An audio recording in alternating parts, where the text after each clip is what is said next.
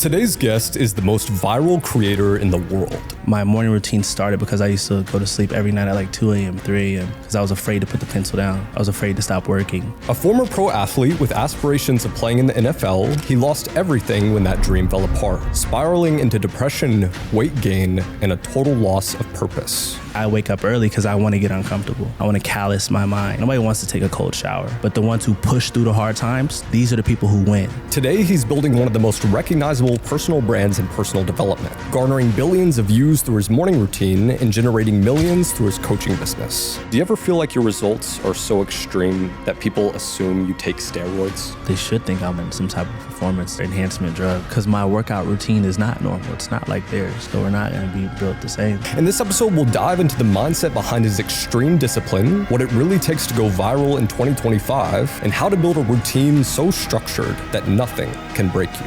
If I had to keep one thing in my routine, and if I had to tell people one thing, just start with it. Ashton Hall, welcome to the Jack Neel Podcast. That was a great intro. I appreciate you, bro. Yeah, appreciate it, man. Yeah, that was fire. So this is Ashton's first podcast. First one, first time speaking. I think that's actually a good place to start. What has kept you from doing interviews, podcasts? It's been 6 weeks. You get what I'm saying? When it first popped off, I wanted to move correct. You get what I'm saying? So we were just so busy making content. There's no real deep reason on why I wasn't taking any, podcasts or I wasn't speaking. I just didn't go out of my way to do it. Yeah. I saw you dropped your first YouTube video a few days ago. Yeah. Did pretty well. Yeah. And that was kind of the first glance of people getting a little bit of an inside look at your life. So I think this episode will serve that too, a little bit. But a good place to start here, man. Many entrepreneurs claim that morning routines are unproductive. And to be successful, you should just wake up and get straight to work. Do you think morning routines are a waste of time? One person I really look up to is Alex Ramosi. And he says that. He says, just wake up and get straight to it. But for me, I think everyone is different, bro. You know what I'm saying? When I came out with my morning routine, it wasn't to crap on everybody and just say like, yo, look at me, like you guys suck. This is just what works for me. You get what I'm saying? So I wake up early so I can be intentional with my day fully. If I was waking up at 8 or 9 when my business starts, when I have people calling me, I would have to be in a hurry. But the fact that I wake up 4 hours before everyone's awake, I have time to be fully intentional. You know what I'm saying? I could, read my Bible for 15 minutes. You get what I'm saying? I could read my lessons so I could learn, studious.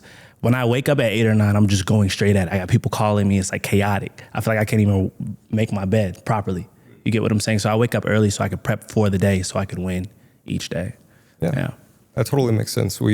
It's funny that Hormozy says that because we had a conversation with him a few weeks back and I realized but this guy still wakes up at 4:30 or 5 a.m. every single day. And he does it for the reason that you're saying, which is if you're up before everyone else, you can kind of get a head start before your employees start texting you, things start going underwater and you get really overwhelmed. So you can do that deep work that's really important first thing in the day. But why do you think your morning routine got so much hate? First of all, they called it a bizarre routine. I think the first screen, I'm big on marketing, right? I know how to make videos go viral. I know how to get the attention. And the first second of the video you see on the clock or you see on the screen, it says 3:53 a.m., I believe. When you see that, you're already thinking, okay, this big swole dude, what is he doing up this early? You know what I'm saying? You see the tape on my mouth. It's just extreme. It's extreme, you know what I'm saying? So most people aren't willing to take that step. Most people aren't willing to get uncomfortable. Most people wake up at 9 a.m., 10 a.m., so I feel like it makes people uncomfortable. So that's why I got a lot of hate, in my opinion. Yeah. Why would you say? I would say the extreme nature of it and like the unnecessary aspects. And then a lot of it is actually intentional by you, like you do certain things to rage bait people, like getting in the shower with shoes on, perhaps. Maybe you actually do that, but it seems like certain aspects of the video are meant to actually comment bait in a way. Yeah. Is that kind of the case? I would say like 2 or 3 things that we do in each video is maybe rage bait. 2 or 3. But not the whole video. Most of my video is what I do, top to bottom. You know what I'm saying? When I did the ice in the face. This wasn't the face plunge. It wasn't my idea to do that. I've seen that on the internet. I did my research. I saw the hacks behind it, and I put it into my routine. It just turns out when I do it, it goes viral. You get what I'm saying? The banana to the face, natural Botox. It wasn't my idea. I didn't invent that. I saw that on the internet, and I put it into my routine. And everything that I put into my routine, I put on social media to help people out. Yeah. But I would say a couple of things that I do in my posts can be a little bit of rage bait, trolling. You know what I'm saying? I know that's going to get comments. But at the end of the day, like I put on socks to get in the ice water. When I'm doing an ice bath, I do have on socks. I'm anemic. I get cold easy. And I think research, you're supposed to actually have on socks in ice tub. So I do have on socks. With certain shoes, I don't wear socks. You know what I'm saying? So I think for me, if you're making a minute-long video or even a 2-minute-long video of everything that you do in a day, everyone's going to have a couple things that are weird. You get what I'm saying? That piss people off. So that's just what it was. I mean, I guess what you're saying, like some of those things have been unintentional. One I thought was really interesting was when you jumped in the air or you dived into the pool and the time changed for like 4 minutes. So when I jumped in the pool, all right, and I don't know if we're going to put this one out there, all right, because I haven't spoke on this one. But when I jumped in the pool, I see my editor editing, right? And I'm just like, I'm watching it, my guy Corona, and I'm like, you know what? Go back. Change the timestamp, make it 4 minutes. Because I want them to comment. It's just a joke. It's funny. You get what I'm saying? And it's so But subtle. when I posted it on my page, it got over 100 million views, like 150. And then Twitter posted it. I think it got almost 1 billion views. One of the most viewed videos on Twitter. And that was like the main highlight. But it's funny, when I posted on my page, people weren't really talking about it like that. But yeah, there's a couple fillers that we put in there that's a joke. But I would say like 95% of everything I do in my videos are what I do. It's truly organic to me. You know what I'm saying? Some of them might be new to my routine. Some of them might be within my routine for years. But yeah. It's interesting. Something you said a minute ago, you said that you've seen other people do these things like banana peel to the face, natural Botox, or dipping your face in an ice bucket for like that good effect. But when those people do it, it hasn't gone as viral. What would you guess are like the factors going into your content that really just take it to the next level? The first screen of the video, right? The first second of the video. People have short attention spans on social media today. They're just scrolling. Do you remember the last reel that you watched on Instagram today? You don't, right? It was you getting bit by a canine, to be fair. Okay, you were studying. But most times, like my guy over there, do you remember the last reel that you watched on Instagram? Probably not. Most people don't realize, right? The YouTube video, you remember. You remember the last YouTube video you watched. But when you're on Instagram, it's just like in and out. It's literally, you're thinking about it for a second and then it's out. You get what I'm saying? So I realize on short format content, you have to make a large impact for the first second, right? So the first frame, you see somebody who doesn't look too normal, right? The aesthetic is there, you know what I'm saying? Or I'm doing something pretty crazy. I'm running with dogs, I'm breaking a watermelon or something like that. The first frame reels them in. So yeah, we intentionally go viral. We intentionally get people to watch the content. I think that's everybody's goal, right? And then through that content, I push my message. I push my lesson. In this case, for me, I wake up early because I want to get uncomfortable. I want to callous my mind. You know what I'm saying? I face plunge because I want to get uncomfortable. Nobody wants to do that. Nobody wants to take a cold shower. You get what I'm saying? Nobody wants to continue to push their business on the days they don't feel like going. But the ones who push through the hard times, the ones who make it through that, these are the people who win. So this is just how I live my life. It's interesting you say that about the first second. So would you say a disproportionate amount of your time goes into the first second of the content? Because I saw your YouTube video, and I have had some experience with long form YouTube, doing a podcast and doing my old type of content in the day. And I was like, this guy did a really good thumbnail for his first YouTube video. Because you'll see other people blow up and it's just like some shitty thumbnail they made in 10 seconds because they're good at Instagram, they're good at TikTok, but they don't understand YouTube. But I'm like, oh, he understands the first second of his Instagram video, so he understands YouTube thumbnails as well. I understand content. Yeah. Yeah, that's my gift. I understand how to get attention. You get what I'm saying? So for me, like anything that I do, I study the guys who are at the top. It's not that hard, right? I'm not a master at YouTube. We're not killing it on YouTube. I have one post up. You know what I'm saying? I've posted videos before, but it was just fitness. So our niche is completely changed. But for me, I'm studying the guys who are winning already. I'm seeing their thumbnail, simplistic. Okay, cool. I need to put my face on there, the face that everybody recognized within the last 6 weeks, me with the tape. Everything is strategy, right? The first 3 or 4 seconds, Mr. Beast is always crazy. He comes in with the craziest intro. So I study the first, for YouTube, in my opinion, it's like the first 4 or 5 seconds. That's gonna make me decide if I'm gonna watch this entire video or not. Exactly. You know what I'm saying? For Instagram, it's the first frame. Literally the first frame. Oh, I don't like it. Next. You got to pop out. You know what I'm saying? So we pop out fast. I don't even remember the intro for the YouTube video that we just posted, but this next one is crazy. You know what I'm saying? To me, falling over the dogs when I raised 2 canines. Like, you can't click off of that video. You know, I got a chance to see Mr. Beast's production firsthand. And he's going crazy. And he actually taught me that method. Like, you have to keep people on your video for the first 5 seconds. They're deciding if they're going to watch at least a minute or 2 of that video. Yeah. That's interesting. What you spent some time with Mr. Beast recently. You guys collaborated. You told me when we were outside that was your only and first collaboration, which is pretty admirable. What was Mr. Beast like behind the scenes? He was dope. I learned a lot from that trip, if I'm being honest. I've always been an extremist, but I got to see it in a different realm of light, if that makes sense. He's fully invested into his brand, his content, and he doesn't play games. He doesn't take time off, and I respect guys like that. Yeah, but he's cool, bro.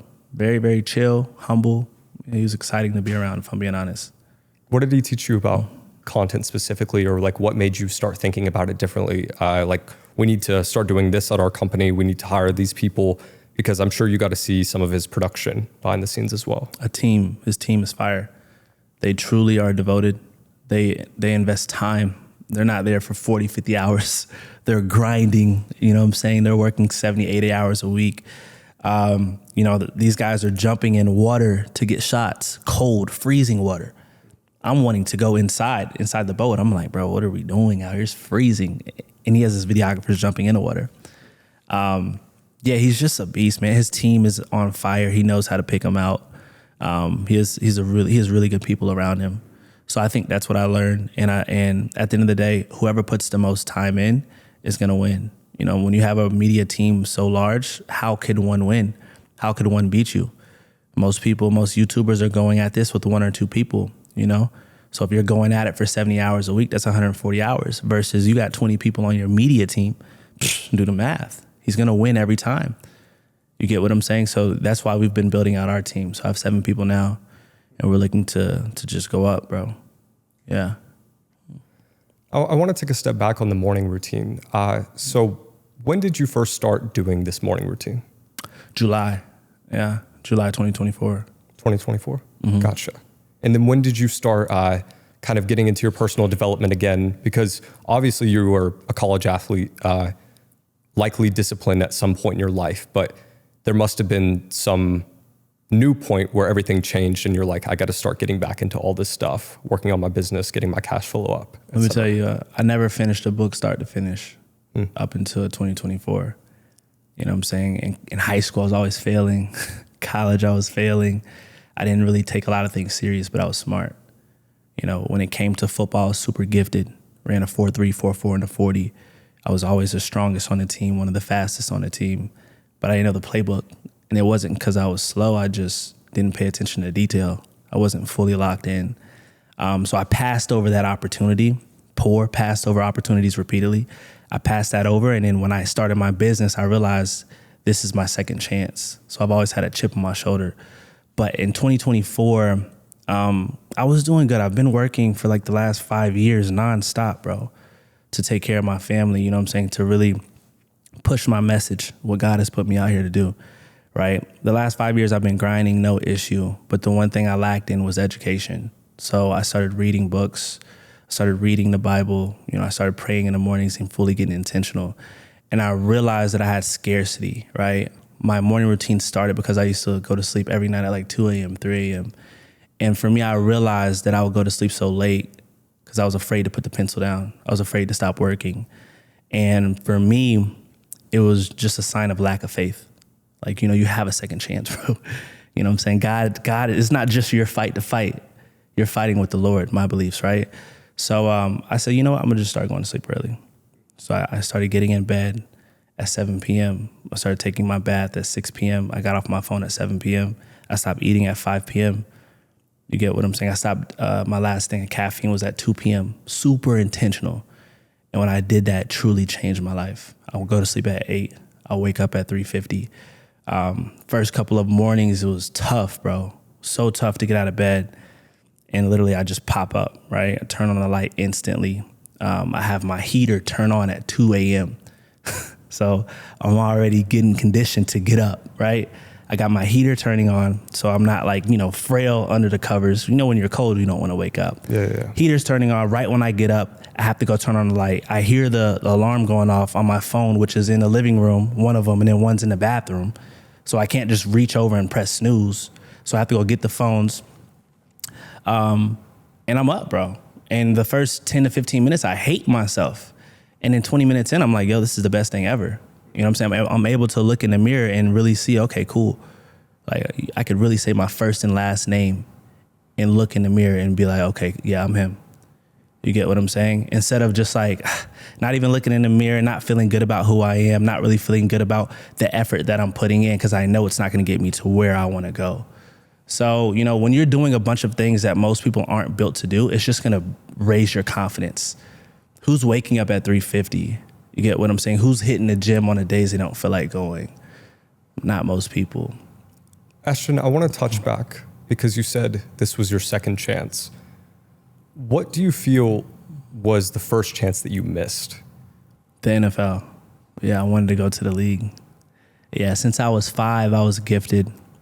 And my entire family, they just knew Ashton's going to the NFL, right? Pop Warner, every time I touch the ball, I'm scoring. You know what I'm saying? I was really good.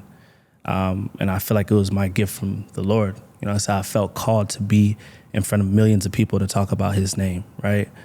And I just knew that's what I was supposed to be. I knew that's what I was supposed to do, right? I'm still doing it, but just in a different realm of light. But high school came and I just wasn't that focused as other guys.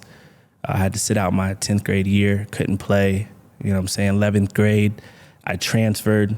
I was like 3rd string running back. And I transferred again so I could start at the other school. It was a better school. I was 4th string running back.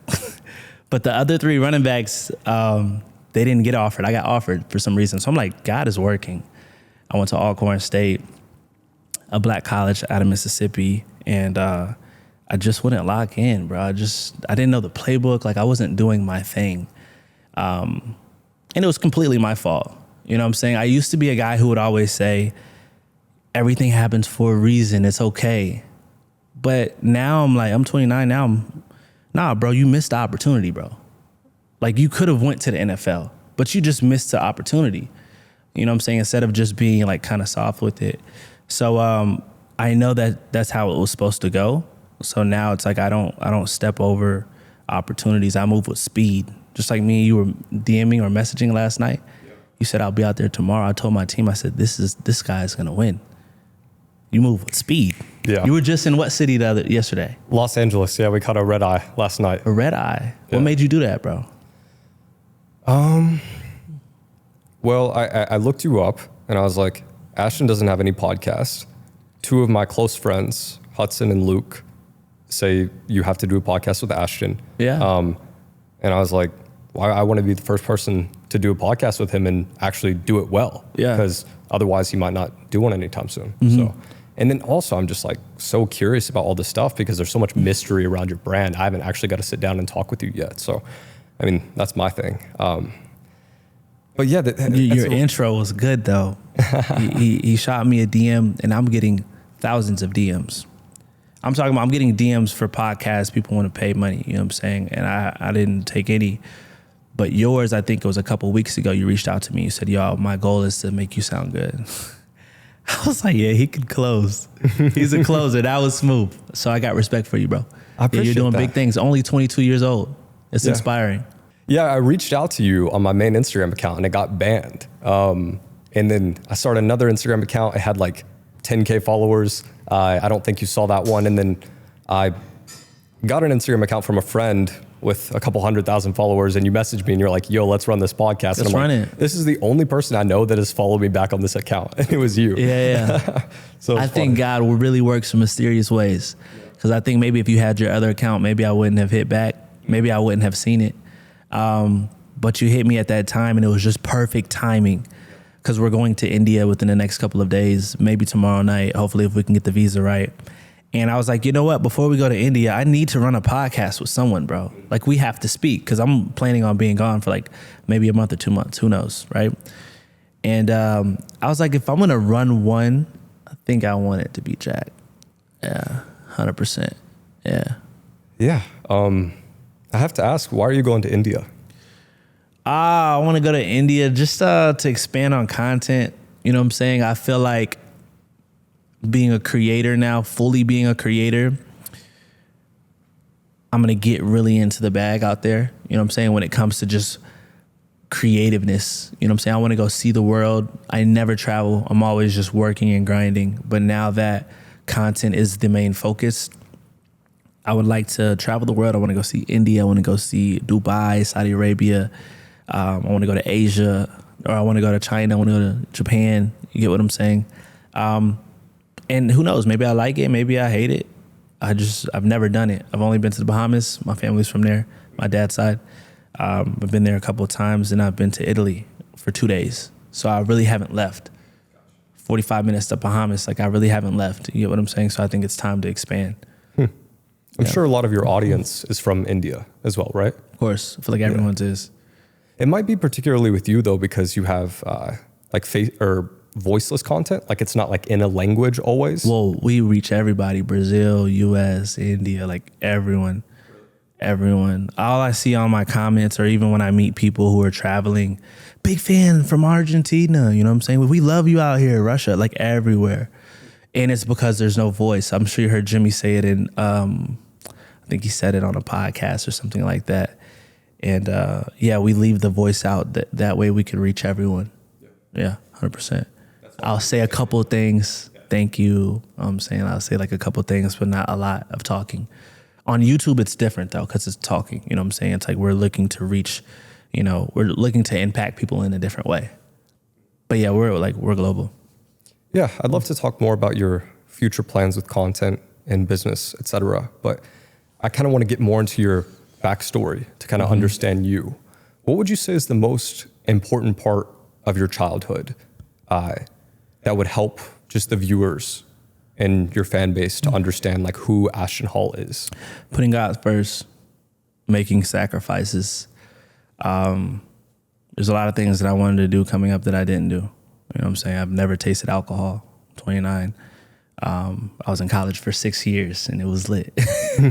I never smoked anything besides a piece of paper when I was 14. But I've never smoked weed, never had any tobacco or anything like that. So just saying no to a lot of things, I feel like God has blessed me. I've always had a close relationship with the Lord. And really just seeing how my mom had a really deep love for Jesus and her faith was on 10, it kind of just pushed me to like, dang, what's this about? I've been crying in church since I was like 6 and 7. So that's been always my foundation. That's what I'll always go back to when it comes to any success or anything, any wins that I've had, definitely him. That and just, working hard, bro, just grinding. You know what I'm saying? I definitely was lazy in areas. I definitely was a different person coming up. But I always did know how to grind. You know what I'm saying? I was always the weight room warrior. I was 13 and 12 years old doing 800 push-ups at night. You know what I'm saying? I always had the 6-pack because I was always grinding. I always wanted to be that guy. And yeah, that's what it is. I was always running outside with the tire and stuff like that. Football is kind of what gave me that tick that I want to, compete and be the best, running track. I want to win. So, yeah. When did you start playing football? When I was 5. 5? Yeah, flag football. Gotcha. Flag football. I started Pop Warner, started tackle football when I was 8. And I played every year. Yeah. You have siblings, or did your mom kind of get you into it? Yeah, older brother, younger sister. So my brother was pushing me. Yeah, at a young age, he had me doing sit-ups in the cul-de-sac, running back and forth. So my big brother definitely has a lot to do with me being where I'm at athletic-wise. Yeah, when it comes to my athleticism. Did he play like college football, anything like that? Or He didn't play college football. He played sports a little bit, but he was more of the smart guy. You know, he was in a band too. He does IT now, very, very intelligent.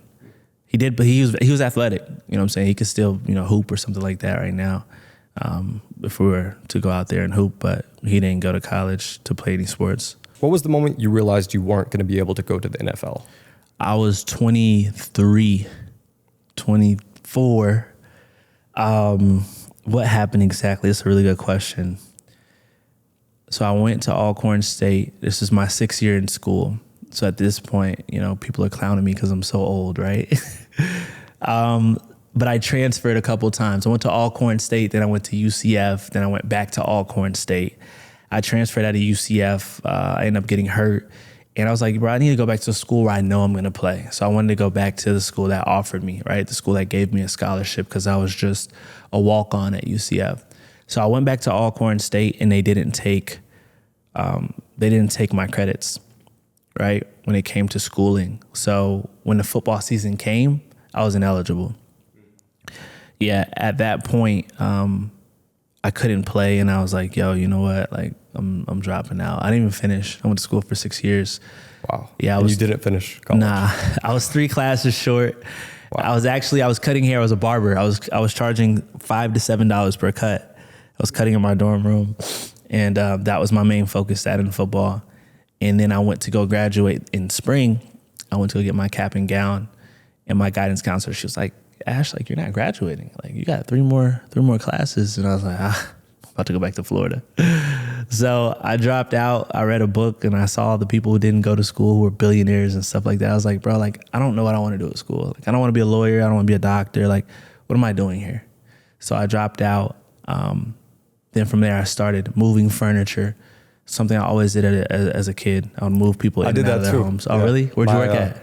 My dad had a furniture moving company. It was like really just a couple of guys. That shit is tough. Man. Tough. Yeah. I started moving furniture when I was 16, and I would always do the cash trucks, and it was amazing. I was good. I got really, really good. So I did that when I went home.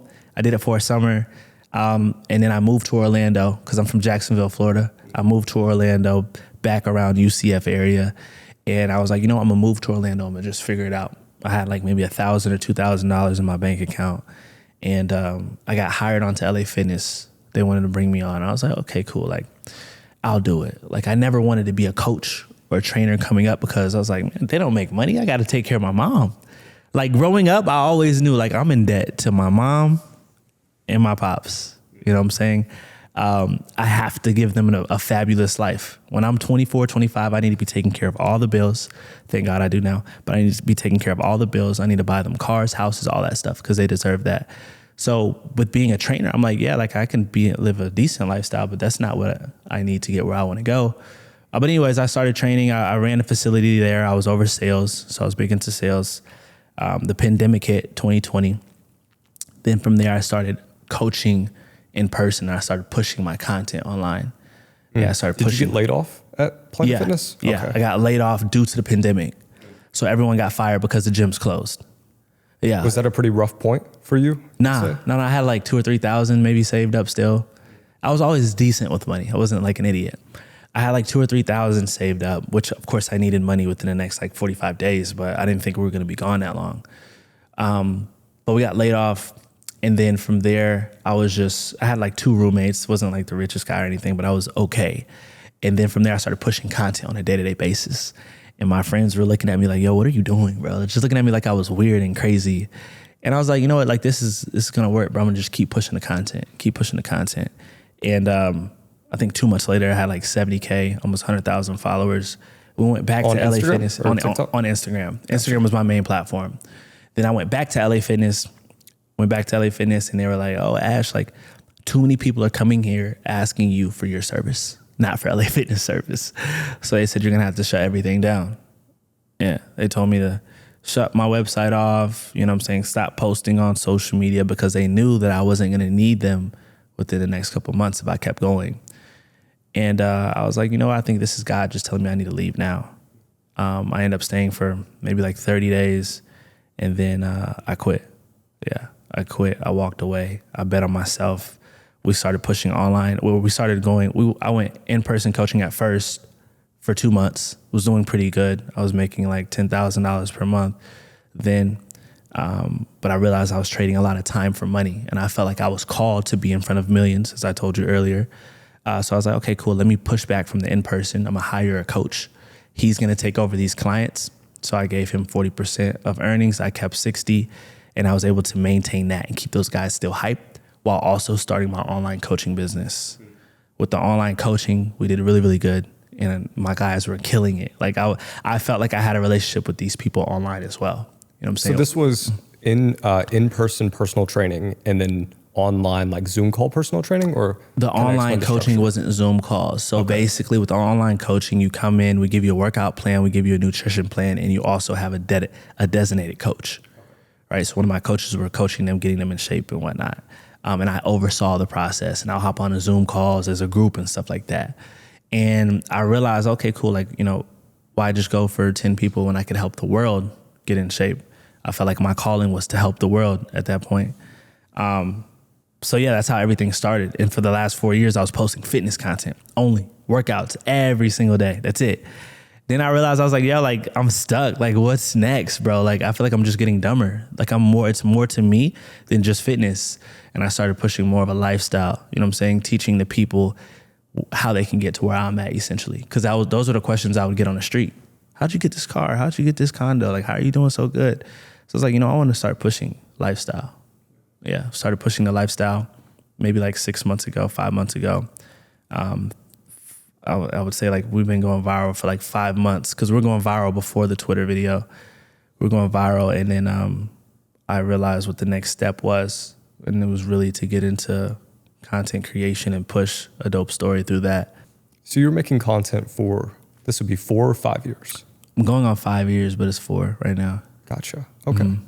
And then 6 months ago, what was that first video that really went viral for you?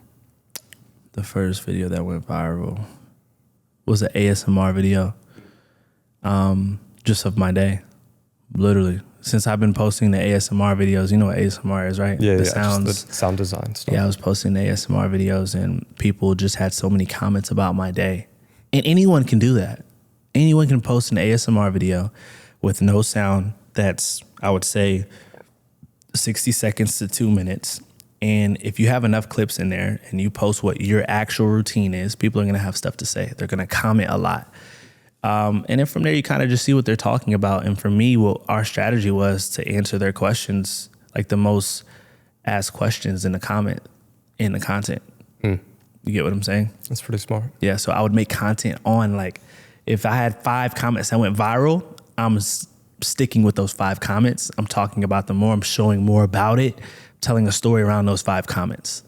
It's funny you say that. I never hear anyone talk about this, but your comments tell you why you went viral or why you didn't go viral. Always. 100% of the time. And if you just have this constant feedback of looking at the comment, oh, they like this part, let me throw that in the next one and then test something new. So like, what's kind of your strategy there? Like, how often are you testing versus how often are you doing kind of what you know will work? I would say if you're posting content, if you're already killing it, you're doing good, stick with, you know, if you're posting 7 times a week, those 4 or 5 posts should be what you know works. Those 3 or 2 posts should be something a little bit different. You add a little bit of sprinkle to, you know, the cake, a little bit of icing to the cake. But for the most part, you know, if it's not broke, don't fix it. Just keep going at that. And then when it slows down, then you got to pivot. Yeah. A lot of creators don't know how to pivot. That's why they do good for a season and they just fall off. You get what I'm saying? Yeah.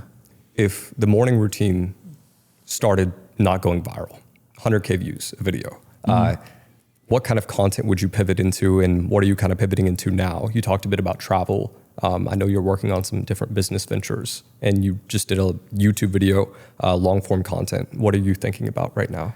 All right. So if the morning routine stopped, which we don't really push the morning routine as much anymore, but if our stuff stopped and it stopped, you know, going as it was, which is normal, the next line or the next step for us in general, I could say, is YouTube, long format, showing the personality, doing podcasts, teaching people why I've done what I did, how I did it, what I'm saying? Really capturing more eyes, helping them in a different way.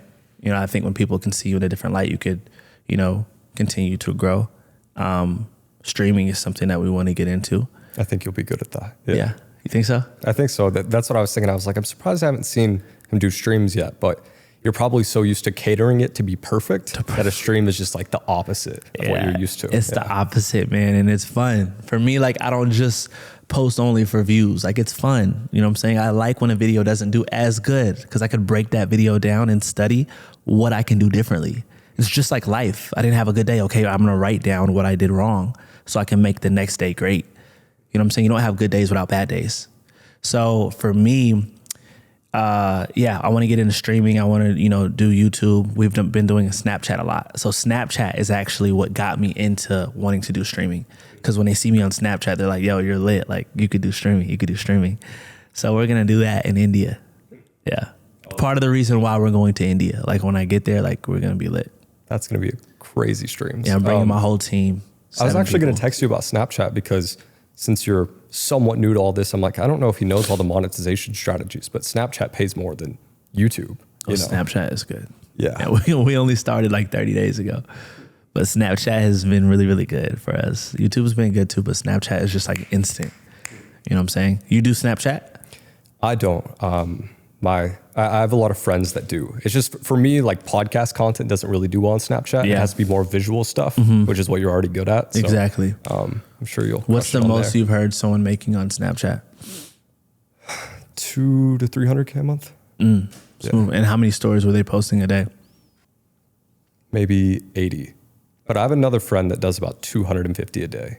He probably does about 70 to 80K consistently. 250 stories a day? Yeah, he's insane. Wow. Yeah. How much time does that take from him? He spends the whole day doing it. Oh, so Snapchat is his main thing? Yeah. Really? Mm-hmm. Before any other platform, he wants to invest all into Snapchat? So he does none into YouTube? He does nothing on YouTube, no. He went from TikTok, then Snapchat, and then he was one of the first people to, like, get the monetization stuff, and then he just went all in on that and post more than anyone else, because that's what Snapchat likes, They're like, we see this guy working really hard, so maybe we'll push out his stuff more. I don't know. That's smooth. Right now we're averaging probably about 30 to 40 snaps a day. But that's pretty good. Maybe we go to 100. In India, it's going to be, some days we had like 150, but in India, it's going to be like, my goal is 250 now. They'll probably introduce live streams. That'd be my guess. So that'll be really interesting if they do that. What? But live streams? Snapchat will probably do live streams. That'd be you my think guess. so? I've heard that. I shouldn't say that, but that'd be pretty big. What do you think the best platform to do live streams is on? Has to be Twitch, right? Twitch or YouTube? YouTube, probably. Really, YouTube? Yeah, it's more people on YouTube. CRM is higher too. Yeah. I did not know. I think people will go Twitch when they have like a deal or something.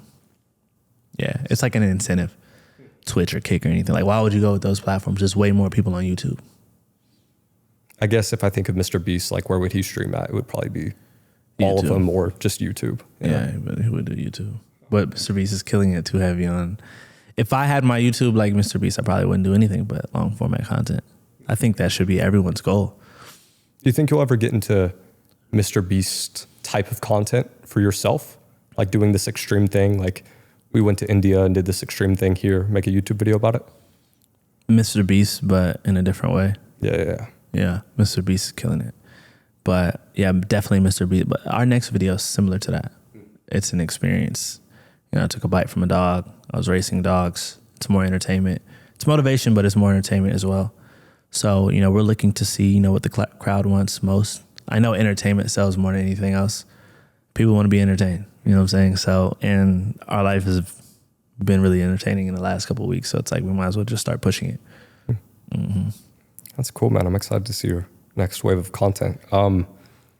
So you've been the meme, the motivator, the athlete. What part of your life has the internet not seen yet? I would say my family, for sure. Yeah, I haven't really introduced my family. I'm not sure if I would, just because it's like now, like how viral it is and how like crazy I can see the internet is. Like, people know where I live. You know what I'm saying? People have drones above my unit. Like, Really? they have drones. They flew a drone to make sure if I really live there or not. Yeah. So it's like when you have stuff like that happening, it's like, I think leaving your family out of it is good. But I mean, I think that's the only thing. Family. I guess maybe more day to day. Like, is there any part of your morning routine that you cut out because it's not visually interesting? Nah, I mean, I've given everything. We've done over like 70 ASMR videos. So I think I've shared pretty much everything. Maybe like how much time I put into the content. We put a good amount of time into content. It's not just made. They don't just follow me and it's just up. You know what I'm saying? I'm the brains behind most of what we do. And I have an amazing team, but I spend a lot of time with them.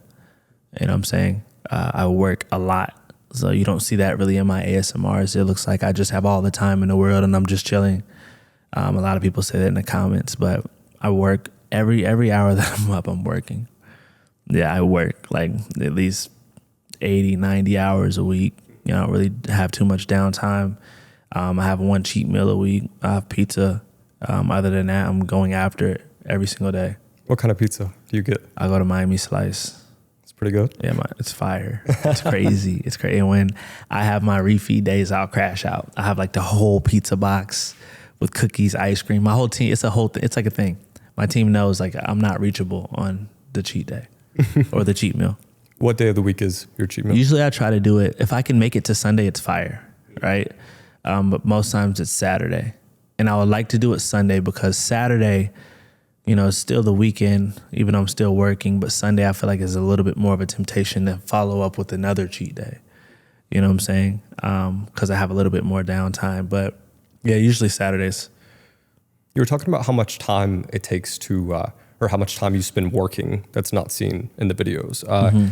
How much time does it take to make one of your viral reels? For me, it takes 3-4 hours of filming. If we really want to get deep and we do like the then versus now, 2018 versus 2025, those videos could take like 8 or 10 hours sometimes. But most videos, I would say, of filming will take me 3 to 4 hours. And then my team will edit for like maybe like 4 or 5 hours. But this is like 4 people editing one video. So if we talk about how much time goes into a video, it could be like 20 hours really. You have 4 editors for one video? I have 7. Yeah, I have 7 videographers. Yeah. 7 videographers. 7. Wow. Yeah, I have a team of 7. We're looking to get to 30. I've seen comments that are like, poor guy has to set up the camera for every single shot, but you just have people like in different locations. It's dope. They think I'm that dope, but I'm not that good, bro. I would be posting maybe twice a month if I did that. I never did that with an ASMR video. I will say for the young content creators out there, because I do like to help people with their content. I think everybody should be building their own personal brand. I don't say this to intimidate them. Like, yeah, it's 20 hours into a video, bro. You can't do this. Like, yes, you can. I started off by myself. I was a one-man team for the first 4 years, and we grew to 3 million followers. You get what I'm saying? So you definitely can start alone, but when you scale, you need to be bringing on a team. You know what I'm saying? You need to bring on one person to help you with your content. That's the most important thing of your company. You want to get your content out so you can be helping more and more people. So I've always realized this. Just within the last year, I've really been blessed to build a fire team. Yeah. But before, like, it was to a point where I was like, I don't trust anybody. I want to edit all of my stuff on my own. I want to film everything on my own, but it'll kind of just only hold you back. It's important in the beginning so you can know like what good looks like, but after a while it just holds you back. Yeah. It's important to understand. That's good. That's big. Yeah. You were saying what though? How many views have you gotten this month? 2.5 billion. 2.5 billion. Mm-hmm. And then how about the last 5 months? Do you have a rough idea? Well, actually 2.5 billion on Instagram. So over the last 30 days, probably like at least 3 to 4 billion with Instagram. I mean, with YouTube, Snapchat, TikTok, Twitter, Facebook, LinkedIn. We post on every platform. LinkedIn too. Yeah. So LinkedIn, I mean, we don't have a lot of views on LinkedIn or Twitter. Probably like Twitter, we might do like maybe 30 million, 40 million views a month. But Snapchat, we did 200 million views last month. TikTok, we've probably done something similar. YouTube, we've done like 300 million. Yeah, with the shorts. I'm sure Facebook is big for you too. Facebook is big. Yeah, we have, I think, like 1.2 million on Facebook. But over the last 5 months, that's interesting. I would say, at least more than 10 billion. Do you think there's anyone in the world that gets more views than you right now? In the last 5 months, I would definitely say I'm top 5. I wouldn't know if I'm number 1, but I would say I'm top 5. Only person possibly is Mr. Beast. Beast, yeah. Beast. I can't think of anyone that's gotten those numbers. Beast is up there. Speed's killing it. His views are high. Kai, it's some heavy hitters. And I look up to these guys. These guys are killing it. I rock with them. And they're young too.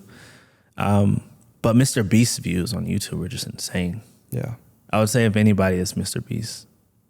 Did you know, I think his views are in a culmination of the different version of the video in each language. So if it's Hindi, Mandarin, Spanish, bro. Like it all puts it together into one thing. Yeah. His leverage. How can you beat somebody with a team of 30? How? It's impossible. And he's got that chip on his shoulder. He doesn't stop working, bro. He does not stop. But I know on Instagram for the last month or two, we've been number 1. Yeah, Instagram alone. Instagram, you've been number 1. Yeah, Wow. Social Blade will have us at number 1. And how has your life changed since having all of this fame? Like, what have been the biggest things that you've noticed?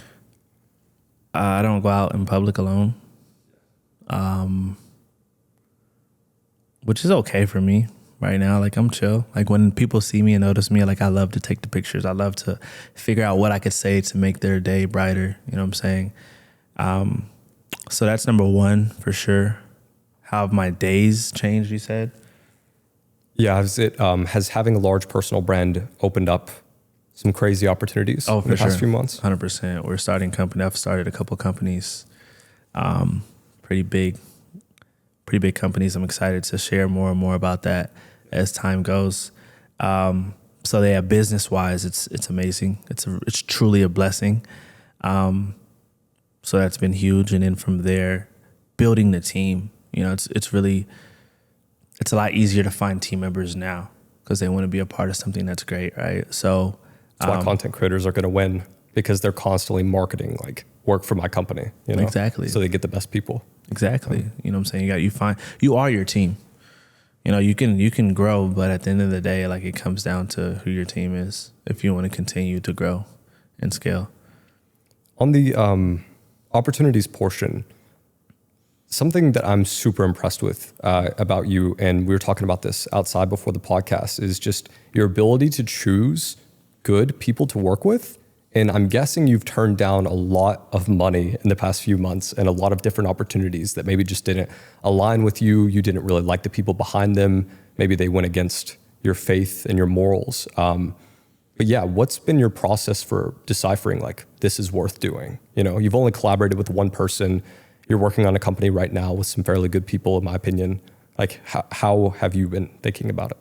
My biggest thing with my team, we're huge into faith, right? We pray before a lot of the videos that we make, or just days in general. But one thing that we hold tight to is getting far, being successful, achieving and reaching your goals without compromise. Because if you compromise, it doesn't matter. So there's a lot of opportunities that we've had. I've turned down millions, at least I don't even want to put a number to it. Within the last 6 weeks, we've turned down so much money. And it's just because it didn't sit right. I pray before anything that I get into, and it's just, I have clear answers. If it's a no-brainer, we do it. If it's not, we just don't. And that just comes from faith. Have you been messaged or reached out to by a lot of gambling companies, perhaps people that work in OnlyFans industry, that kind of stuff? Bro, everything you could think of. Yeah, it got to a point where I just stopped looking at my DMs. Yeah. But I've had people wanting to wire me $1 million the same day. And that's just up front to start business. Same day, $1 million turned down. No. Usually those huge offers like that, could be a little sketchy. Yeah, but it's just I'm sure there's a lot of meme coin crypto stuff. I'm not going to say that, actually. Ignore I said that because I don't want there to be a national meme coin. Yeah, So there is some. There's a lot. There's a ton. Yeah, there was the what was it? The morning routine coin thing. And that was something I didn't get into. Those are the biggest offers we're getting to. I mean, I had guys just ready just to wire $1 million, just right on site. And, promising that we'll go in and make 10 to 50 million within a year, you know what I'm saying, in paperwork, you know what I'm saying? So it's just something that at the time it didn't sit right because I knew nothing about it, you know what I'm saying? Like I wasn't educated in that world and I didn't feel called to move forward with that. So I skipped over on that opportunity. What's the next big opportunity for Ashton Hall in 2025? The biggest opportunity that we have right now, we're starting a company called BioRenewal. It's going to be a supplement company, but we're starting off with the electrolytes. Yeah, we're going to start off with the electrolytes, and it's amazing. It's fire. You know, I take electrolytes right when I first wake up. So for me, I've been addicted to caffeine. You know what I'm saying? Like I always depend on caffeine for years and years and years. And the first thing I used to do when I would wake up is grab caffeine, right? But I realized it's really not good for you. You should wait at least 60 to 90 minutes. And when you wake up, you're super dehydrated. So now when I wake up, I make sure I get my electrolytes in first 5 minutes of my day. So I throw my electrolytes in my water, I down it, I make sure I get hydrated, and that's how I go upon my day. So a supplement company is something that I always wanted to start. And now that I got the freaking best in the business, I was like, let's run it. Let's do it. Who are you in business with? Hudson. Yeah, he's Hudson. freaking killing it. Yeah, Hudson. So tell us a little bit about Hudson. At the time this will be released, Hudson was our last podcast guest. It's crazy. Yeah. So I met Hudson, what has it been? At least a month now. And he was just kind of telling me about, Hudson and Ben, and they were telling me about BioRenewal and everything that they have planned with the company. And it was just, I think we're all freaked out on how great it aligned, when it comes down to timing, when it comes down to, that we're launching now in like 6 weeks. So the fact that they were going to launch, I believe, like maybe 6 months or even a year ago, and for whatever reason they didn't, right? And their whole structure around the product is routine. So when I'm looking at the labels and stuff like that and how they have everything written down, I'm like, yo, this is crazy. Like the alignment was just there. So we did the paperwork. We signed off on everything, and, we're starting up here. We just signed like three days ago. So I'm hype about that for sure. Gotcha. So who introduced you to Hudson? And Luke. Yeah, Luke, you mentioned that he reached out to you before everything kind of took off. Yeah. Why did you go with Hudson and Ben? Like, why are they so It's crazy. aligned with Me you? and Luke had a conversation right before everything popped off. Like literally right before everything popped off. And I spoke to my team. I was like, yo, that was one of the most valuable conversations I've ever had in my life. Like it was just like Luke just studied me. He really had so much to give on that phone call. And I really admired it because in life, it's hard to find that. You know what I'm saying? Most relationships or, most times when people come into your life, they're grabbing, they're here to pull, right? But he was there to give so much, and he did his research. He wasn't on the phone to waste my time. I got on the phone with him and I was like, bro, like, how did you know all of that? He was like, bro, you think I called you to waste time? No, I did my research, bro. You know what I'm saying? So I just felt something there. He's really deeply rooted into his faith as well. So it was just such a good alignment. So when he said that he could present me with an offer, he showed the offer to me within like a week after I said it. Not even a week, maybe a couple of days. And everything was just so perfect. I was like, yo, let's run it. Let's do it. Yeah. So I've been knowing him now for like maybe like 3 months, but it feels like 3 years. Yeah, Luke's a great guy. He took me to dinner with Hudson and Ben to pitch them on the idea of working with you. Okay. And they thought that you were coming to the dinner, so they were like really surprised to see me. They're like, who the hell is this kid? But yeah, as soon as they said it, I was like, yeah, that's going to be $1 billion product. Do you have big aspirations for it? And why are you so passionate about launching this type of product? You told me a little bit because about your addiction to caffeine. Yeah, the ingredients in most of these companies' packs are crap. You know what I'm saying? And I've been addicted to them. And they have so much stuff that's just not good for you. You know what I'm saying? So when I see a product, when I get presented with a product that is backed by science, you know what I'm saying? Something I could see myself taking on a day-to-day basis, Like it just got me hyped. I'm like, yeah, I could be a part of this. Let's run it. Let's do it. Is it a rip and tear pack? Like Liquid IV? Yeah, rip and tear. Have you done any sponsorships or any brand deals at this point? I haven't done any brand deals. When it comes down to it, I've done brand deals. I've worked with companies in the past. And I'm not shutting down brand deals, but it's just like it has to fully align, bro. It just has to be aligned with my brand. I have to actually take that product. I have to actually like that product. So it's a process. A lot of people are asking me, like, why don't you have like 5 or 6 brand deals already? It's just because, 9 times out of 10, the people who are reaching out to me, I wasn't already taking their product. And I'm not going to push something I don't actually believe in. Some companies, yes, I was already taking their stuff. I'm not going to say any names, but some companies I was taking their stuff, but just the deal wasn't fully aligned with, with me on a business tip. So, yeah. And what's your, you can tell us a little bit about it. Like, what do you do in the current coaching? Because at one point it was just fitness, but now is it like some business coaching and mindset, or is it coaching coaches? So for me in this life, I feel like you're supposed to master one thing, right? And then you teach the world to do the same, right? Whether it's the world or a couple people or your son, whoever it is. So I got really, really good with fitness. I had the physique that most men wanted. So I was like, maybe I'm called to push this, right? So I just started helping people in that field. So we were doing coaching. Then I got really, really good at content. I built my brand, and people weren't just asking me how I got a 6-pack. They're asking me how I built my brand, how I'm making money. Like, how can they become a successful coach? So I knew my next calling was to help the coaches. So yeah, we helped people get in shape, and also coaches scale their businesses. What's the number one piece of advice you find yourself giving to upcoming content creators, like coaches that you work with? Like, what's the thing you find yourself saying over and over again that just... Don't try to reinvent the wheel. Look at the people who are killing it and do something similar in your own realm of light, right? So if they're doing, a piece of content a day, do a piece of content a day. If their videos are 10 minutes, make your videos 10 minutes.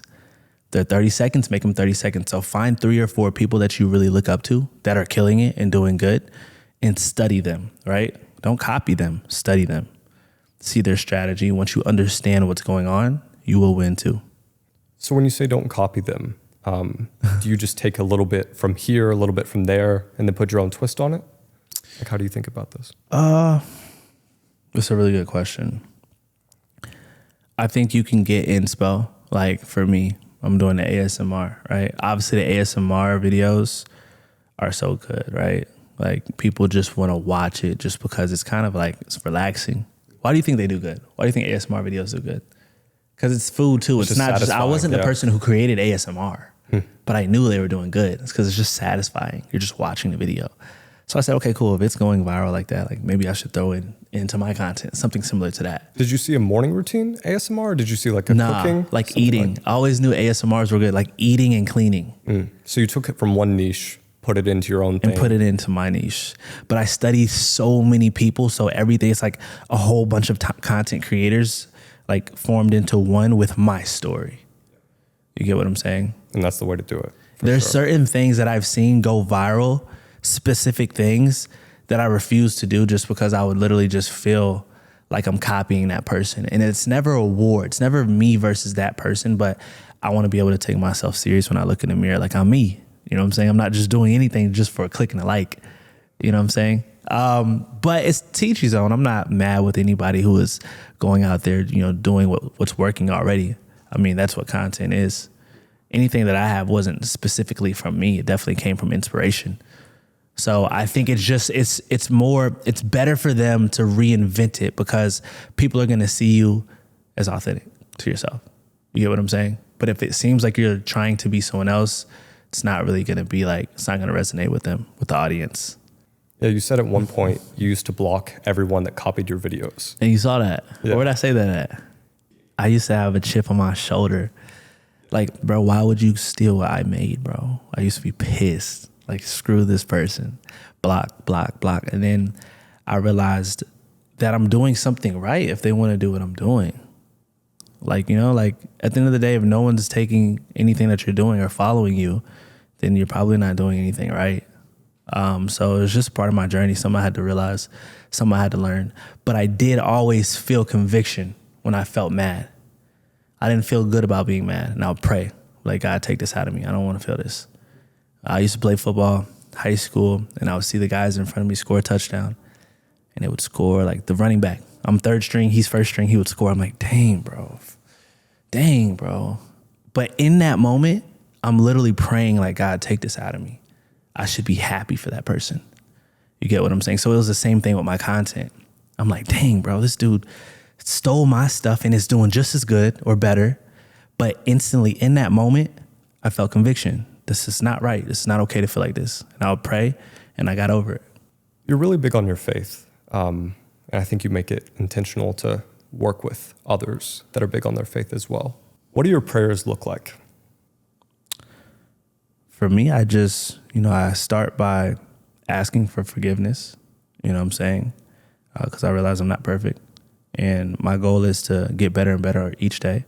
So that's always been the thing when I was young. I was starting out to ask for forgiveness, right? And then I'll also pray for others. And then I'll pray for, my specific day. Yeah, and I would write down my prayers as well.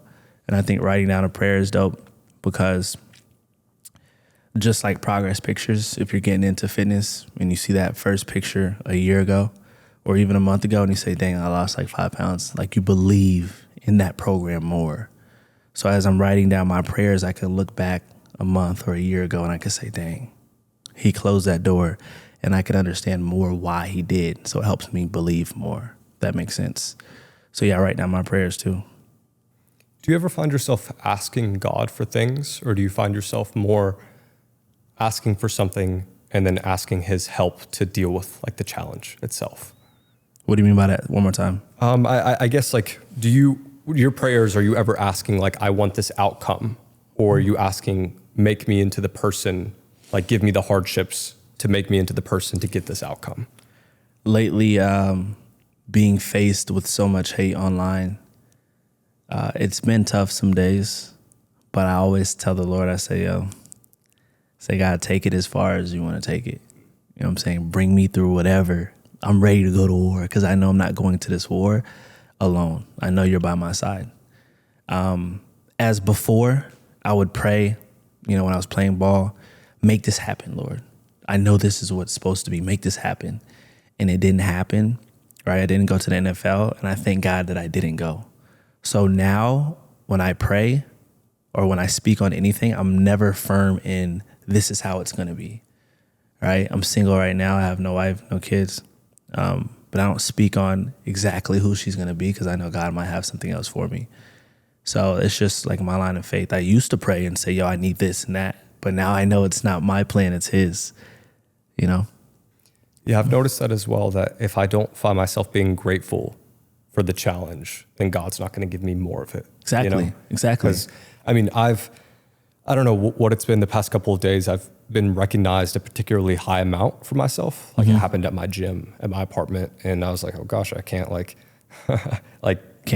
go into the gym anymore and look be careful bad or something like that. Yeah. And I was like, but if I complain about this, then I'm not going to get more of it. Facts. And my goal aligns with the kind of person who gets recognized a lot. Facts. So, and that's something for me. One of my family members, I think my brother asked me, he's like, how do you take it? Like, how is it?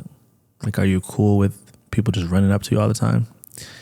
And he was just genuinely curious. And I told him, I was like, I post content for a living, bro. Like the goal is to have the video reach 100 million. How could I be upset because I have one person who came to me or a lot of people who came to me? Like if you're upset about that, you have to choose a new profession. So yeah, I think that's a good answer that you had for sure. Like if you're not okay with that, then the Lord probably is going to stop blessing you at some point. You said you don't have a girlfriend. Mm-hmm. When's the last time you had a girlfriend? High school. So I'm 29 now. It's been 12 years. Yeah. What kind of went into that decision? Marriage is huge for me. I'm not going to date anyone unless I know that I'm going to marry them, and I'm a very sure man when it comes to that. So, I've been on dates, of course. I've dated women. And I could tell usually First date, if I'm being honest. I would like to say third or fourth, but it's the first date. I know if she's the one or not. First 10 minutes, really. First 10 minutes, bro. It's like, you know what I'm saying? I don't want to be a guy who's unclear. Like if I'm dating someone for a year and I'm saying, give me another year and I got to get my money right. Like I can't even take myself serious. Like, how do you not know, bro? You get what I'm saying? So that's just my beliefs when it comes to a relationship. Like I feel like every woman should want a man who's secure. You know, every woman should want a man that knows what they want. That's the sign of a good leader. If you don't know, if it's been 2 or 3 years, like, what are you doing? Why would you want to be with someone? Why are we trying to force a shoe that doesn't fit? So for me, when I find my lady, like when I find my girl, I'm going to propose on day 365, like a year. I'm ready. I'm 29 now. You're 22. You're good. But I'm 29. So it's like, I found my lady, day 365. I'm on a knee. I'm proposing. We're ready. Mm-hmm. You said a woman needs to find a man who's secure, knows what he wants. I didn't ask you this. I should have at the beginning of this interview. Ashton Hall, what's your mission in life? My mission is to master things. As I told you before, I want to master things in life. You know, I mastered my physique. I helped the world with that. I mastered my business. I helped the world with that. Now we're getting into content creation. I don't know what the next step is fully, but I want to continue to win, share my losses, and bring people to his kingdom through my socials. That makes sense. So I feel like a part of being a good leader is making sure that even through the tough times, you're continuing to go, right? And I've had some tough times, but I continue to go, right? It was a lot of noise when we first went viral, but I made it. I was very intentional. I told my team, we're posting every day. I was upset. When it first happened, I'm like, dang, bro, like they're all into my personal life, bro, like talking about my football highlights and stuff like that, like clowning my story. I'm like, this is my routine. Why are they worried? Why are they tripping on my story? And I was upset for about an hour, and I prayed. And I said, you know what? God's telling me to push harder. You know what I'm saying? Push through the pain too. So it definitely did affect me for a second, but it actually created a lot of what people see today. You know what I'm saying? We went from, I think, 8 million to 16 million. We've doubled our platform on Instagram and most other platforms as well. So, yeah, that's my message. Just to keep pushing through the pain. And I think people will see that and they say, yo, how do you keep going? And the right ones or specific ones will be led to the Lord, because he is the reason. He's the only way that I'm able to keep going on a day-to-day basis, on the days I don't feel like going. A question I've asked a few times recently that usually yields a pretty good answer. Just a time in your life or a sentence specifically that someone said that kind of broke you at the time, that you felt like you were at rock bottom, you felt demotivated, and you kind of pushed past that. So what's one sentence that broke you? That's a good question. That's deep. Let me see. I think we'll have to go back to that one. I'm trying to think who said something where it was just like, I mean, I think the deepest trouble I've had was when I played ball. You know what I'm saying? Being in college, being away. I was in Mississippi, and one of my football coaches, I just kept screwing up. He was like, they're like, send his ass home, send him home. And that was tough, hearing that, because I'm like, yo, like my parents are calling me every single day, like, yo, how was practice? How is it going? They're worried. And when I was in college specifically, it was definitely tough being away from home. I was a mama's boy. I was spoiled. I was good, you know what I'm saying? So being out there was definitely tough for me. And when I saw it wasn't going good, it was even tougher. But I was covered in faith. I was deep in the faith, especially in college as well. I would go to my dorm room and I would cry, bro. I'd be like, dang, bro, like it would be tough. But I would literally I would be crying and praising God at the same time. Like I'll be listening to worship music, and it would feel like the best. It was it would be the best feeling, literally crying to Jesus. You know what I'm saying? But that's the only time I can think of where I was just like, dang, this is a bummer. This sucks. You know what I'm saying? Like, that's like the only thing that really stuck out in my head. And I'll tell people that story a lot. Send his butt home. You know what I'm saying? Because I didn't know the player. Something was going wrong. And a lot of the guys would clown me in college and stuff like that. Did they send you on home? the football team? They didn't send me home. Nah, they didn't send me home. But I just wasn't doing my part. I'm not pointing any fingers. I'm not like that coach was bullying me or anything like that. I just wasn't locked in. I wasn't doing my thing. And I used to think like something was wrong with me. I'm like, yo, like, Mom, like, why can't I lock in? You know what I'm saying? Like, do I need Adderall or something like that? Like, I just literally just couldn't lock in. I wouldn't get the playbook. And it's just because I had a lot of cloud, a lot of fog in my mind. And it wasn't until I got into my own business, until I got hungry and I had a chip on my shoulder. And I was like, I'm not passing over this opportunity. I'm about to take off with this. You know what I'm saying? But that's the only thing I could think of where it was just like, whew, like those words hit. But I was covered into faith, so it didn't knock me. It's interesting you say that. I would guess that you believe with your current life, your current mindset, your current routine, you think you could probably get into the NFL if you were back at age 20 doing all this stuff. 100%. Would you say that's true? Oh, yeah, for sure. Yeah. Yeah, for sure. If I was grinding, I tell people that sometimes, right? But if I was grinding how I am now, back then, it would be, the story would be written, it would be done. I would be playing football still, easily. I mean, I grind so hard right now. Then I thought I was grinding, but I wasn't working. Do you think you could play right now? For sure. Really? Yeah, I believe I could play. What's the average like age of an NFL player right now? It's about 30? Probably, nah. No. It's sure. Younger? It's like 25, 26. 25, okay. Yeah. Gotcha. It's like 25, 26. But I mean, you would definitely have to give me some time. I'd probably need at least like 3 or 4 months therapy, making sure that, I'm fully in shape. But because I don't train like NFL athletes today, but I feel like I could play for sure. Yeah. Yeah, I feel like right now I'm in the best shape of my life. I wanted to ask you about that. You have some pretty insane results and a pretty insane like daily routine. You have enough money to kind of pay for all these great aspects of your life to keep your health in shape. Do you ever feel like your results are so extreme that people assume you take steroids? 100%. People say I troll now and stuff like that. But I mean, that's why my name was kind of big in the fitness industry at some point. Because a lot of people, I would claim Natty. I would tell people I'm natural. I wouldn't be shy to say it. And I would say it because I would be telling the kids, or I'd be telling the guys like, yo, you don't have to hop on to get in shape. But it never bothered me. I was never pissed off about it. I don't want people to think that what I'm doing is normal. They should think I'm on some type of performance or enhancement drug. They should. Because my workout routine is not normal. It's not like theirs. So we're not going to be built the same. Yeah, so it never really bothered me. But for sure, yeah, a lot of people made a lot of videos on me saying that I take steroids. Are you in better shape now than you were when you were a college athlete? When it comes down to it, for sure I'm healthier. I eat better. In college, I was eating whatever. But when it comes to like endurance, I definitely would have to work to get back to that, because I don't work at that. You know what I'm saying? All I do now is sprints. Then we had to run. We had to run all day.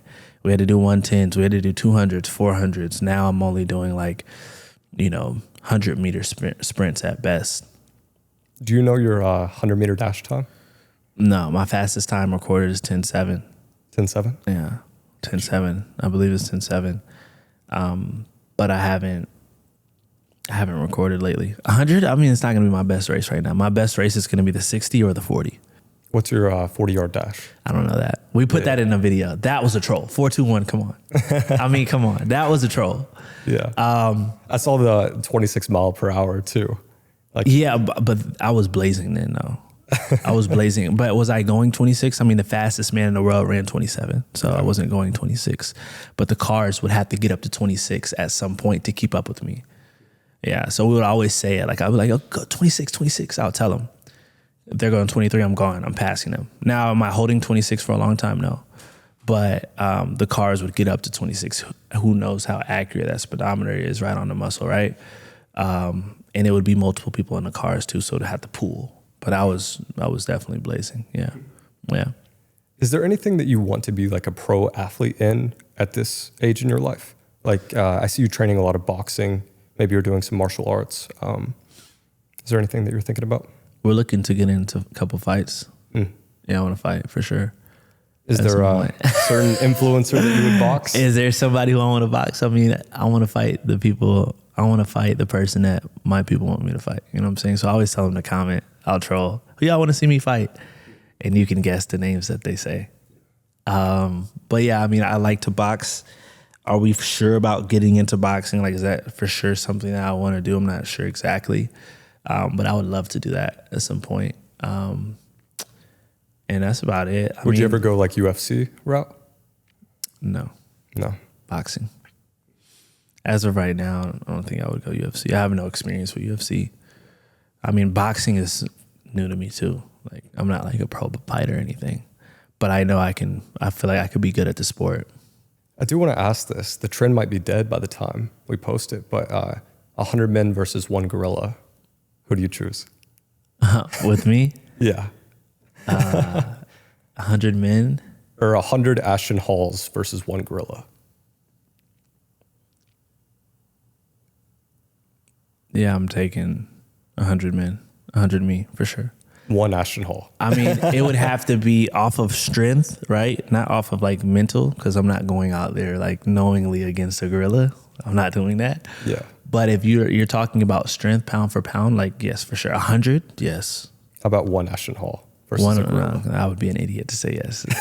I would be an idiot to say yes, but if it was 100 of me versus the gorilla and I have to go save my mom, we're taking down the gorilla, maybe even just 12 of us. If it's to save my mom or a family member, yeah, we're taking it down. I would say 12. 12? 12, for sure.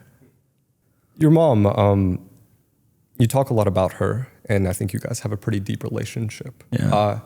What's one thing your mother taught you? Number one, keep God first.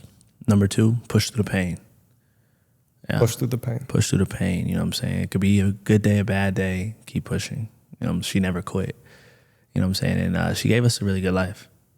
You know, she really, really did. She was raising 3 kids, you know, by herself, grinding it out. She was a single mom. We got the world. You know what I'm saying? I would have the real Louis Vuitton. She would have the fake Louis Vuitton. She would give her last to her kids. She wasn't getting her nails done every week. Like, she would just give her last. And I just would see that. And I'm just like, man. Like, for me, I would be upstairs playing video games. And I'll call her on the phone. Mom, can you make me some cereal? She's bringing me cereal up. My homeboy is like, yo, what is going on? Why does your mom do this? My mom would do more as a single parent than most kids would get from both parents. So seeing that, just like, it was just honorable, man. She's the greatest. Yeah. Is everyone in your family religious? Yeah. Where did this all kind of start? I mean, my grandparents are religious, you know, or we follow God. Just like church every Sunday for you guys? Church every Sunday. Yeah. Even since I left the house, church every Sunday. Yeah. Has anything ever made you doubt your faith? I've always been strong in the faith. Yeah. I've definitely had temptation. I've definitely had, you know, tougher years. But one thing I always had was the Lord. I've always felt his presence. You're the first person that's ever said never. Oh, really? A lot of people usually have one aspect of Christianity or religion that makes them doubt it. But yeah, not doubt the faith, maybe doubt, like, you know, myself, or, you know, like, I'm losing hope. You know what I'm saying? When football didn't work out, I'm just like, dang, like, I've had days where I'm like, bro, I don't know what I'm going to do. But never like, is God real? I've always felt him, always felt his love. How much would it cost someone to look like Ashton Hall? How much would it cost me? Or Like, how much would it cost them? The clothes, the routine, the food that you're eating. Like, All right, physique-wise, how much would it cost them? It would cost them 60 minutes a day in good decisions. 7 days a week. That's it. You just need to work out and make good decisions. That's it. 60 minutes. Study 10 minutes before you get into the gym. You know what I'm saying? Get more educated when it comes to the body and how it works. You know, how you can maintain a caloric deficit or what you need to do to lose 10 pounds. You get what I'm saying? Then when you get in there, lift for 50 minutes or 40 minutes. Do 10 minutes of cardio. When you get home, make sure you eat clean. That's it. So 60 minutes a day working and then good decisions throughout the day. Most of it's nutrition. When it comes to like a lifestyle, okay, money-wise, my lifestyle has changed a lot since all of this has happened. Within the last like 6-7 weeks, like I'm not as into money as I was before, and I thank God, man, because the love of money can be evil. But I was big. I had a season where I'm like, yo, I need a Rolls Royce. I need this. I need that. Like now it's like, bro, I just want to do like what I'm passionate about, and that's make really good, inspiring content so I can get people off the couch and get them in the gym or just bettering themselves on a day-to-day basis. So when I push my morning routine, it's for that reason. You know what I'm saying? It's not to show off and say, oh, look at me, I'm big and bad. It's so somebody can see it and get some inspiration. So I realized that, yo, listen, not everybody's going to see the post. It's not going to resonate, or it's not going to, be relatable to everybody. It's not supposed to push and inspire everyone. But if it can inspire 2 out of 10 people, 3 out of 10 people, it's cool. It's my morning routine or my content is for the people who want to get better. That's it. And if it makes you mad or frustrated, just, press the tab. I think it says what it say, see less of or something like that. They just press the tab. That's what I do when I see content that can bother me. Like, I want to see less of this. But I think people shouldn't take it so serious. But yeah, I say that to say, that's what it's for. At the end of the day, I push content so I can motivate people, so I can help them, so I can show them my story. Number one, that I'm not perfect, but number two, that, I'm going to continue to push and work to get better on a day-to-day basis, whether I feel good or bad.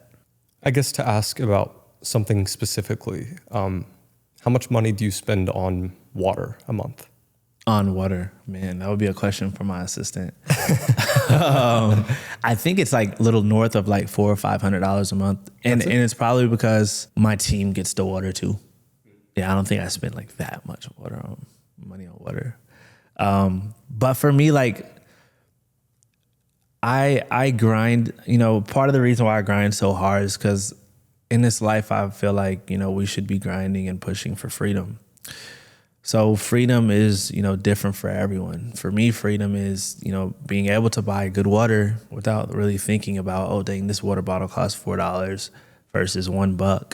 Yeah. You know what I'm saying? Freedom, I wouldn't say is, I need to choose from 50 cars today. That's cool. But some people it is. For me, freedom is choosing between a few cars, you know what I'm saying? Good water, or, you never have to cook. I don't cook anything. I haven't cooked in years. You know what I'm saying? I could eat out every single day if I want to, or I could have my chef prepare my food. That's what freedom is to me. So yeah, it definitely is not cheap, but I would definitely say that money is not everything to me. And the money that we do make, I put it into my content, bro. Like I'm passionate about that. Like since we've done well, since all of this is blown up, and buy a car and buy, I'm not going to go cash out on a new penthouse. Like I'm about to travel to India for like 2 months or so, for the content. I haven't even, my lease actually just ended 3 days ago, and I didn't even choose a place to move into yet. So I want to go travel for a month or two. Yeah. I have my assistant going to look at spots. So I'm not like, oh, dang, I need a 7-bedroom with it. I'm focused on the business. We've hired 3 new people since, or like 4 or 5 new people since, we went viral. Yeah, so that's what, in this season, that's what my focus is. Building the team, making something great. What would you recommend to people making $10,000 a month? What's the best investment they can make? Like what's something you bought or what's something you purchased consistently that's really just changed the game for you? $10,000 a month. For sure, invest into yourself, whatever that is, to make you more confident.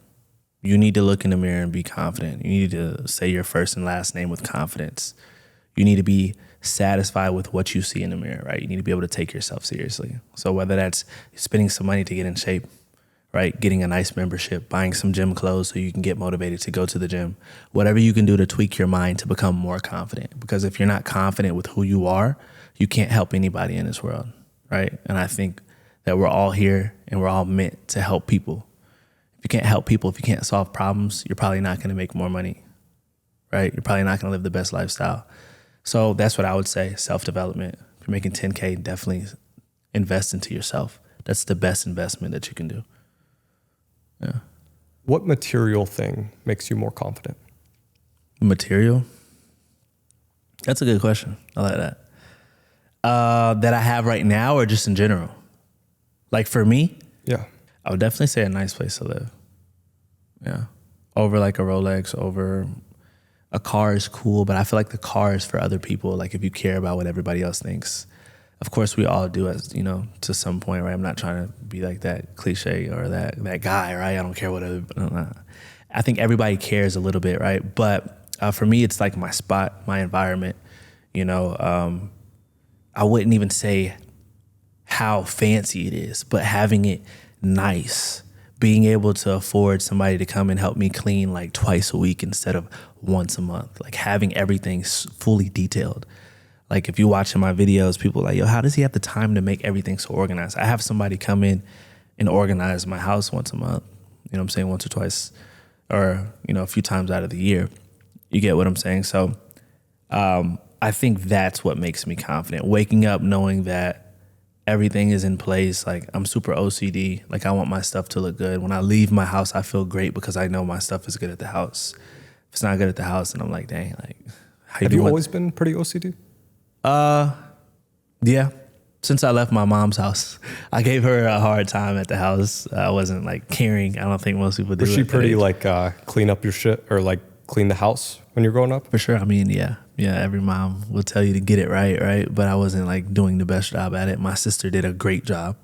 Thank God she was the youngest because me and my brother, we weren't the best. But when we moved out, we got like tight. You know what I'm saying? So, yeah, since I was in college, like for some reason when I first got to college, I was like, all my stuff was in line. I didn't even let my boys use my bathroom. I'm like, bro, you can't use my bathroom, bro. You got to go downstairs. I've always been like that. I was very tight about my space.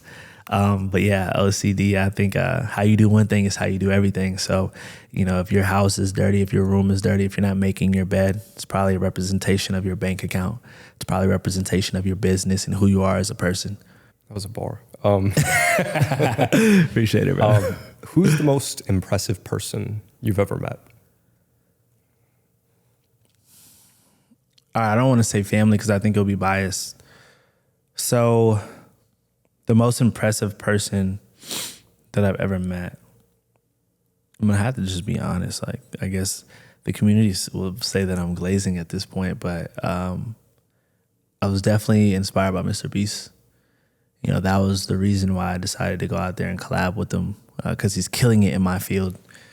Just seeing his operation definitely changed a lot of my mindset and how, you know, we're going to move in the future. So seeing his creative mind, I was just like, meeting him was definitely a lot for me. So in the last year, for sure him. But I can't really recall. Definitely pastors, though. Philip Anthony Mitchell, beast. I would say he's number one. I got to take it back. I'll give him number one because he's just on fire for he's on fire for the Lord, man. He's fire faith. He stands on business. He doesn't hold anything back. And he was actually in my morning routine. So when I was drinking when I was drinking my water, I was listening to Philip Anthony Mitchell, and I listened to him every morning for like 20 minutes while I'm starting my day. And his faith is just honorable. Yeah, like sometimes I have to like be like, okay, cool. Like, listen, you know, God is the focus, not him. So that's how much I look up to him. He's cool. Jimmy, was there any one piece of advice he gave you that stuck with you after meeting him? Or was it just observing everything he did? It was definitely observing everything that he did. But he put me on he reassured me of a couple things. Like I was telling you, the first frame is very, very important on Instagram. He said something about that, the first 3 or 4 seconds. I already knew that about Instagram, but for YouTube, he said it's the first like 4 or 5 seconds. So I was inspired on this YouTube video that we're about to launch tomorrow at 8 a.m. And then also, well, I guess it would be tomorrow when you launch this, but this video, the second video that we posted on YouTube and the first one as well, the hook is very, very important. So yeah, that, and just seeing his operation in general, seeing that he wasn't flashy, he wasn't buying a whole bunch of stuff, like all his money went to his content. I think that was probably like the biggest thing that I took away from him. Like, bro, he's pretty broke. Like, he's not even when splurging. It comes down to it. Yeah, he's not splurging. He's not spending any money. He doesn't pay himself out that much. From what I saw, he's chill, bro. Like, I was talking to him, and I think he just took his girl out for the first time in a while, and they went to Olive Garden. You know what I'm saying? Like, he's okay. Like, he's chilling. You know, he's focused on his craft, so that was honorable. Ashton, what's the best piece of advice you've ever received? I'm a big Alex Hormozi fan, and I think that you can put this anywhere, right? This is not just in business, but this can be in your content as well. And I don't know if this is his quote, but I got this out of his book. And it's create an offer that's so good that people will feel dumb if they said no to it, right? I don't know if that was his quote, but I got it from his book, so I'm gonna give him the credit. $100 million offers. That book was amazing. And that kind of really just put me in a place where it's like, yo, wherever you push, like make sure it's fire to the point where people just have to follow it. You know what I'm saying? When it comes to social media, whatever you have on your page, your content should be so good that people will feel dumb like if they don't follow it. Like I've seen people in the comments where it's like, yo, Ash, like I've been seeing you all over the Explore and I just got to follow you now. Like I might as well follow you. I see you everywhere. It's like you can't turn down the videos, right? So I think for the guys, the young content creators who are creating content or just have an offer in general, whatever it is that you're pushing to the world, make sure it's so good that people will feel dumb turning it down. That definitely hit hard. That was a bar for me when I read it. And how has that changed how you operate? Like, how has that changed your actions? Like have you spent more time on videos individually now? Or like my hook, I think you were going to ask this earlier, but I cut you off. But my hook, the first 2 seconds, 3 seconds of my videos take like an hour sometimes. An hour for like 3 seconds of a video. We just run it over again. We send in drafts of my content and we'll just we'll cut the content. We have like 8 people watching the content and I'll see it. Nope, not good. I'll send in 10, 15 corrections every post that I see. Sometimes I'll be really, really impressed and send in still 10 to 15 corrections. If I have somebody else sending in corrections or things to redline, I'm very unimpressed if they just say the video is good. No, where's your value? What are we doing, bro? You have eyes for a reason. Show me what is wrong. We can get better, bro. So I think, not that I think, I know that's why we've done so well. It's because we're super intentional with everything that we push out and we make sure it's like the best of the best. What's the worst piece of advice you've ever received? I would say, and this is big because I always push that money isn't everything, but at the same time, that quote can kind of hurt you too. I feel like that quote was made to keep you comfortable, and it's an excuse for you to stay where you're at. It's an excuse for you to be comfortable with where you're at, which is not where you want to be deep down. So when you see like, money isn't everything, or you see that guy driving that Rolls Royce or that Ferrari, and you're just like, he must be selfish, bro. Like, why does he need a car that's that nice? I used to have this mindset. I would see a car in Miami. I didn't even like Miami at first, but I would see a car and I'll be like, evil. He must not be following the Lord. But I think it was just like me just like trying to cope with where I was at. Like, yo, like you can go get that car, bro, if you really want it. You know what I'm saying? Like money is not evil. Money is not bad. You the love of money, if you're worshiping, if you have money first, of course it can be bad, but money is not bad. So I think that was something that would block me. It wasn't a long period of time because I always did want nice things, but at a certain point in my life, I was like, money is evil. Like, you don't want a lot of it. And I think money is a tool. It's energy. Yeah, money isn't everything. Only really applies if you have money, Yeah, exactly. Like, how would you know? Yeah. So your morning routine is pretty, I don't want to call it unattainable, but might be hard for someone to start doing tomorrow. Yeah. What's the one part of your routine that you would refuse to cut out if you had to remove everything else? That's a great question. I was going over it with my videographer today, and I'm not perfect. Since this whole thing blew up, it's taken a lot out of me. I've had nights where I don't sleep that much because we're just grinding it out. We got deals we got to work on. There's so much, bro. So I've had days where I fell short and I've woke up late. It's the truth. And I would tell him, I told him, I was like, bro, when I wake up late, it's just like, bro, my days just suck. I suck, bro. I literally suck, and I was beating myself up. And I was like, you know why? Because I don't have time to pray. I don't have time to read my Bible. I can't start with the Lord because I know I just got to catch up. I feel like I'm missing. But I told him, I was like, you know what? I think my biggest issue is it doesn't matter what time I wake up. You know what I'm saying? If I miss that morning, if I wake up at 5 instead of 3:50 or 6 instead of 4 a.m., whatever, still start with the Lord. That's a sign of faith. So, that if I had to keep one thing in my routine, and if I had to tell people one thing, just start with the Lord. Read your scripture, pray, and then start your day. That's me personally. Second, if we were to take faith out, or after faith, I would say being intentional, and this goes against the Alex Hormozi method, right? Just wake up and go.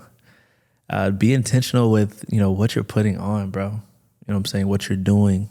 You know what I'm saying? Your skincare, brushing your teeth. Like, have pride in how you're taking care of yourself so you can be fully prepped for the day. You never know when it's the day where you meet whoever. So fully be on point. When I started doing that, started really taking care of my hair, my hygiene, my teeth, like, my confidence went up. And that goes back to the same statement. Like, if you're not confident, it's not much you can do in this life. So with your morning routine, if you can't do anything else, make sure that you're investing time into yourself in a hygiene way. Yeah. Well, everyone, this is your guest, Ashton Hall. This is the Jack Neel Podcast. Appreciate you coming on, man. Hey, this is the first. It won't be the last. Much love.